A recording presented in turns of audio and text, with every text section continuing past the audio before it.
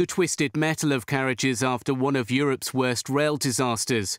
Emergency workers having to smash their way in through the windows to get to those trapped inside. For many, it's too late. 77 are officially dead. That number may rise. More than 130 injured, including a British person.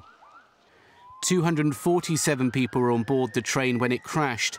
The derailment happening outside the ancient northwestern Spanish city of Santiago de Compostela. The 8-carriage train was on its way to Ferrol from Madrid. On the eve of the city's main festival in honour of St. James, thousands of Christian pilgrims were attending from all around the world. This man says he heard an explosion, and when he arrived, one of the carriages was already over the road, and that he became scared when firemen said it might explode.